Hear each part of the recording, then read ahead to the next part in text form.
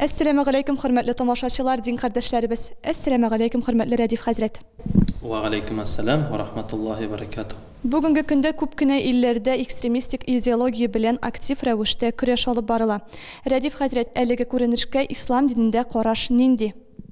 Аузу биллаһи минаш шайтанир раҗим. Бисмиллаһир рахманир рахим. Аллаһ тәгалә хәмд сәнәләр, Пәйгамбәр саллаллаһу алейһи шәрифәләр булсын. Иң беренче экстремизм дигән сүзгә инде тукталып китәсем килә. Экстремизм, кем ул экстремист? Ул тәртип бозучы. Экстремизм димәк инде тәртипнең бозылуы килеп чыга, шулай бит. Шуңа да дин дигән сүзне карасак, дин ул тәртип. Һәм тәртип белән тәртип бозу димәк инде капма каршы мәгънәләрне алар, шулай бит.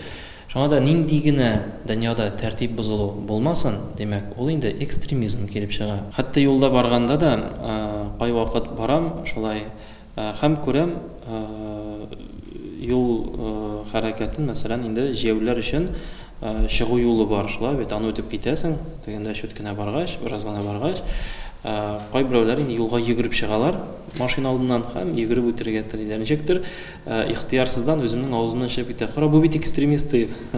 Ягъни ул кем? Ул тәртип бозды, шулай бит. Ягъни тәртипне бозды.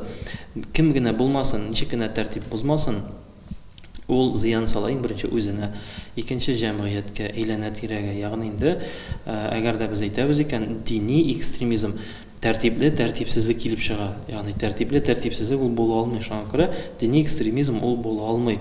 Әгәр дә кеше дини икән, әгәр дә ул тәртипле булып яши икән, димәк ул инде тәртипне бозарганың хакы юк.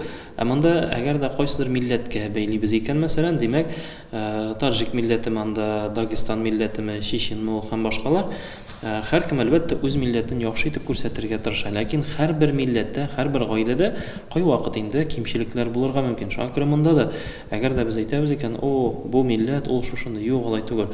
Ул милләтнең күренекле шәхесләре бар, ул милләтнең күренекле уллары бар, кызлары бар, алар зур хезмәт куйган, алар җәмгыятькә файдага күп эшләр эшләгән, анда табиблар да бар, анда мөгаллимнәр дә бар, анда зур шәхесләр дә бар, мәсәлән, кемнеңдер шушы милләттән ниндидер әшәкелек кылу өчен без бөтен милләтне ямсызларга тиеш түгел. Шуңа күрә экстремизм дип әйтәбез икән, тәртипсезлекне без иң беренче планга куеп, аңа каршы көрәшәбез дип әйтәбез икән, монда димәк милләт тә, дин дә бер нинди дә кагылышсыз булган шушы тәртип бозучыларга каршы безнең көрәш булырга тиеш.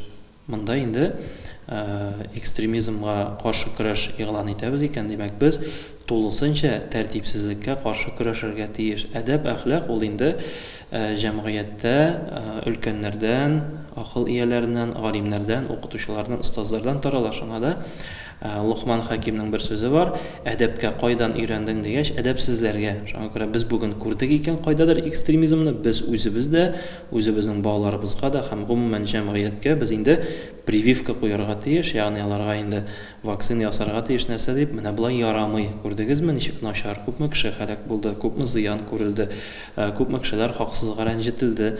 Әгәр дә моны алга таба ашыйбыз икән, мәсәлән, бу безнең җәмгыятебезгә файда китермәячәк. Шуңа күрә менә бу моментларны инде без белергә, аңларга һәм дөрес итеп моңа җәмгыятьне тәрбияләргә тиеш. Әгәр дә җәмгыять шушы хәләткә дөрес реакция бирә белсә, ул вакытта димәк инде без максатыбызга ирешкән булабыз.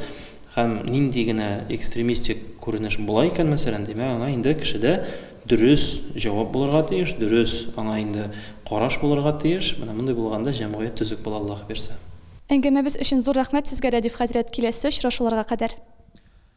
Аллаһның рәхмәте булсын үзегезгә, хәерле хезмәтләр, хәерле эшләр булсын. Ва алейкум ассалам ва рахматуллаһи ва баракатуһ.